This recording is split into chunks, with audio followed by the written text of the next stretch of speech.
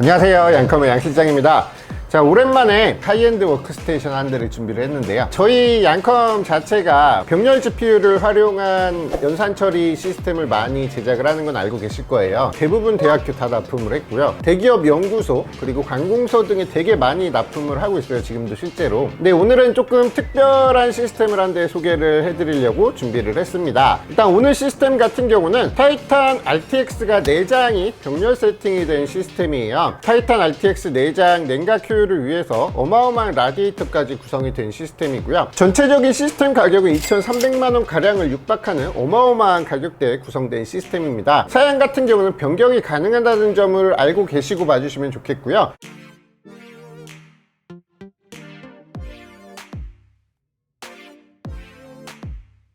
인텔 코어 X 시리즈 i9 9900X 프로세서가 탑재가 되어 있고요. 메모리는 삼성전자 DDR4 16GB 21300이 총 4개가 탑재가 되었습니다. 쿼드 채널로 4개로 64GB 용량이 탑재가 되어 있고요. 메인보드는 ASUS X299WS 세이지라는 마더보드가 적용이 되었고요. 그리고 전체 시스템에 전력을 공급해줄 파워 서플라이 같은 경우는 슈퍼플러사의 2000W 파워 서플라이가 탑재가 되어 있고요.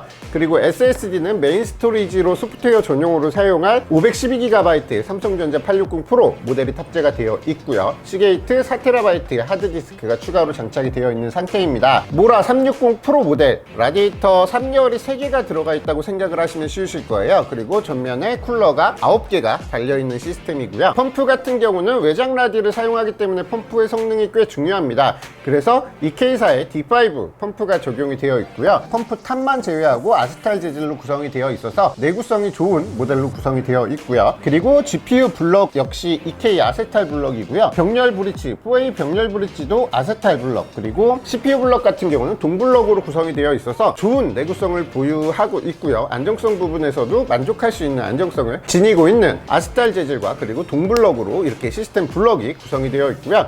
그리고 배관재 같은 경우도 PVC 배관재로 구성이 되어 있어요. PVC 배관재 같은 경우는 아크릴이나 PETG보다 더욱더 내구성이 높죠. 체결력이 아무래도 더 강하기 때문에 이 PVC 배관을 선택해서 시스템이 구성이 되었어요. 전체적인 시스템을 보시면 안정성과 내구성 부분을 굉장히 많이 신경을 썼죠. 그리고 타이탄 그래픽카드 발열이 워낙 심합니다. 순정 상태에서 4개 4A가 묶여 있다고 하면은 아무리 블로우 팬이 적용이 되어 있다고 해도 냉각 부분에 굉장히 큰 문제가 발생해요. 1, 2번 그래픽카드가 GPU에 메모리 배치 값을 풀로 두고 타이탄 RTX 연산을 돌리게 되면 90도에서 100도가 넘는 온도를 계속 유지하고 다운이 되기 때문에 거의 뭐 타이탄 RTX를 연산용으로 사용하시는 분들은 열과의 전쟁이라고 생각하셔도 과언이 아닐 정도인데요. 그래서 냉각 부분을 굉장히 많이 신경 썼어요. 이게 저희가 이런 시스템을 많이 납품하다 보니까 점점 노하우가 생기죠. 시스템을 납품하다 보면은 온도 때문에 문제가 생기는 경우가 굉장히 많습니다. 그래서 저희가 이런 괴물 같은 시스템을 계속 준비하는 거예요. 뭐 조립 과정 자세히 첨부해서 보시면 아시겠지만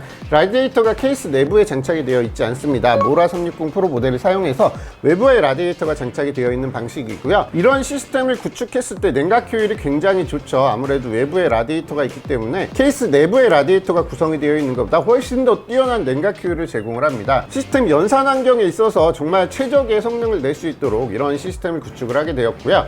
이 시스템을 처음 보시는 분들도 있으실 거예요. 그래서 이동을 어떻게 하냐, 이렇게 배관이 밖으로 나와 있어서 이동을 어떻게 해요, 이렇게 물어보시는 분들도 있으실 거예요. 그리고 이게 빠지지 않냐라고 생각을 하시는 분들도 계실 텐데, 이게 생각보다 튼튼해서 책상이 흔들릴 정도로 당겨도 잘 빠지지 않습니다. 그리고 이동 수단이 굉장히 편리해요. 제가 시스템을 잠깐 끄고 설명을 드릴게요. 셧오프 밸브를 적용하고 있기 때문에 딱 당겨주면은 배관이 빠져요. 근데 물이 안 새죠. 양쪽 다 물이 안 새요. 이게 셧오프 밸브의 역할이고요.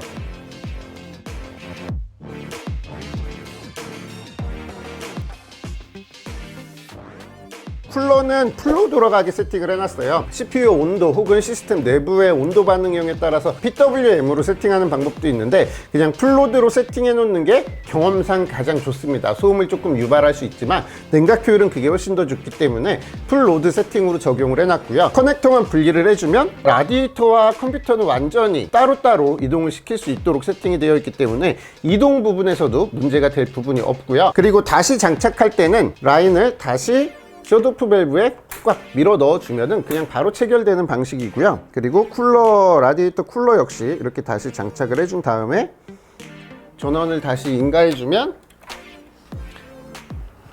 이렇게 시스템이 다시 정상적으로 작동할 수 있도록 완성되는 시스템입니다. 이러한 하이엔드 워크스테이션 시스템도 있다고 생각을 해주시면 될 것 같습니다.